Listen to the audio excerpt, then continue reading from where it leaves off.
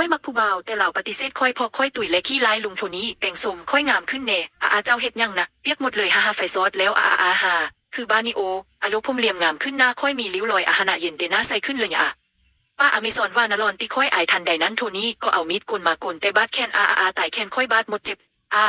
แคนเกือบหลุดแต่คนออกหมดเลยเอาอย่ายังให้ค่อยกินหูบ่ค่อยกินแล้วค่อยบ่ลง1.2 3.20 100.1000 1,000.00เมื่อยน้ำหนักลงอย่าเห็นได้สัตว์ค่อยยักษ์ใส่สุดงามมันร่วมป่านแม่สีนีว่าอาณาอัญญานป่านห้ำตรงลงเต็งเล็งป้าโทนี่ใส่มีตัดผ้าก้างกายเป็นสุดงามแบบคอดไปเลยสุดยอดขอบใจลุงโทนี่ใหญ่คนนี้สร้างนาสงสารเหล่าทึกลุกลานทิ้งปล่อยให้อยู่คนเดียวในกระต๊อบสมประตูที่เต็กลมพัดซอดมาใส่เฮ็ดให้ห่างกายใหญ่เน่าสั้นมหาเศรษฐีสงสารจึงบริจาคเงินจำนวน100 ล้านให้ใหญ่ใส่เงินในการซื้อเสื้อผ้าไม้ซ้อมประตูซื้ออาหารซ้อมบอลเฮ็ดอาหารซ้อมตัวซื้อโทรทัศน์ที่แพงที่สุดเฮ็ดบอลปล่อยควันซ้อมเตียงนอนเป็นพื้นเหือนให้ใหญ่ซื้อเข้าให้มากินซื้อข้าเทียมให้ใหญ่และเฮ็ดเท้าปุกพักให้ใหญ่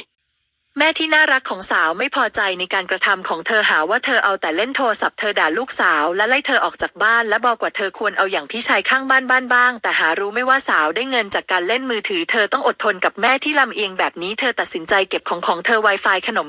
999ถุงเท้าเสื้อผ้าใช้ค้อนตอกไปที่ฝาเอาเงินจำนวนมากของเธอปิดตู้เย็นเอาเนื้อมังกรผลไม้เคื้อมทองไข่นมเสื้อหมาของแม่หะแกจะทำอะไรกับลูกฉันนางผู้หญิงที่น่ารักหะเสื้อของฉันหนาวจังนางสารเร็วแกจะต้องเสียใจงือ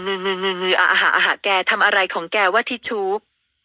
องฉันเธอเอาแชมพูครีมอาบน้ำและพูดว่าของพวกนี้คือของฉันต่างหากเรโก้นี้คือใช้เงินฉันชื่อขยิงสาวเอายางรัดผมจากแม่มาและใยแมงมุมมาปิดกระเป๋าลาก่อนพวกโง่ไปนะพ่อแม่ที่น่ารัก